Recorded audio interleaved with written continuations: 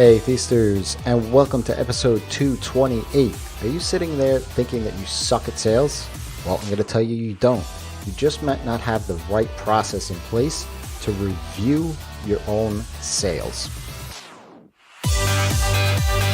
Welcome to the Ask Rezzz podcast. I'm Jason, and I'm here to help you get past those bumps in the road, those struggles, those things that hold you back from building an amazing and profitable freelance business each and every single day. Profits, that's what we talk a lot about here on this show, right?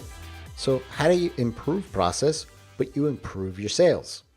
If you're there sitting thinking about how you suck at sales, or maybe that you're not confident in your own skills at selling, maybe because you're an introvert, or maybe you hear the things that I talk about, you're doing the things that I share with you, but feel that something's not working. How does it work for Jason? But maybe it's just not working for me. I don't know. Well, LinkedIn outreach, using the tools for following up, even your business coach aren't 100%. You have the mechanics of everything in place, but maybe you still feel that you aren't able to hit the stride or get enough clients to fill your pipeline. Well, I have one question for you. Are you reviewing your sales process? Do you listen to the recorded sales calls? Are you listening more than you were talking on your sales conversations? Who's asking more questions, you or the lead? Are you reading between the lines of what the lead is telling you? And most importantly, do you have a spot on your calendar every single month to review your sales process? It's so important to be able to listen back on the sales call to hear how you sound to that specific lead. Let's just get over the fact of hearing your own voice and how that's terrible. Put yourself in the shoes of the lead and then go ahead and ask yourself, as the lead, would you buy from this person? Listening to, maybe even reading transcriptions of the call if you have to, is so important to do, especially early on, or if you're trying to learn something new in the sales process. Here's why this is important. When you are in conversation with someone, your brain does all this processing, this feedback loop of looking at your lead. It tries to figure out how to form your next words, all the while you're talking.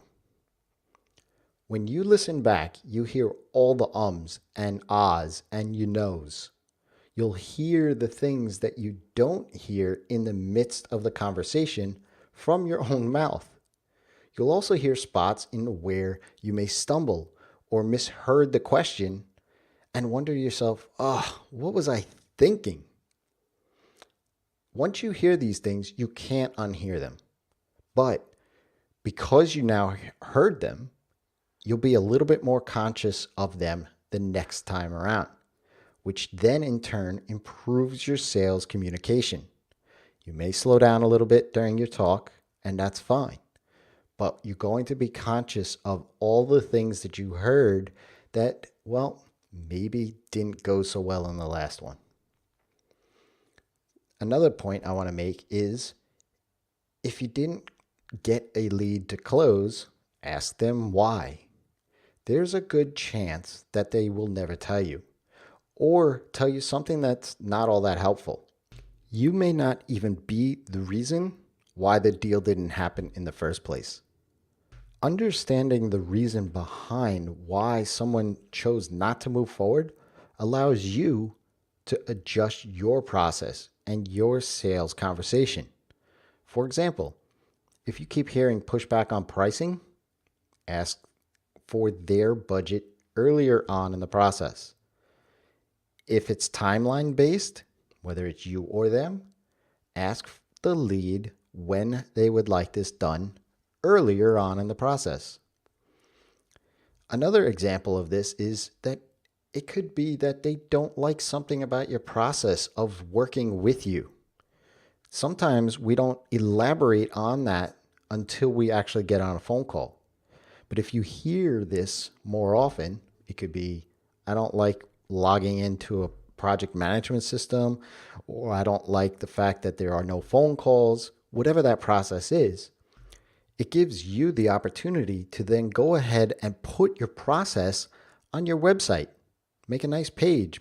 It could even just be a section on your contact us page about how it is to work with you. The thing is, though, is that these objections aren't saying that you're wrong in any way. It's not even that the lead is wrong either. It's simply saying that their expectations and needs differ. That's all. Putting in place a way to allow them to tell you a reason for not moving forward saves you and future leads time. It's important because it creates the space so that the leads that are a better fit for you have your attention, time, and focus. If you have a question, ask Rezzz. That's me. You can find me on Twitter @Rezzz. Or if you would like to come onto the show and get a free coaching call one-on-one with a specific struggle you have in your business, I'd love to have you. Reach out to me either on Twitter or through my website. You can email me, whatever form I'm available in. Go ahead and reach out and let's make it happen. Until next time, it's your time to live in the feast.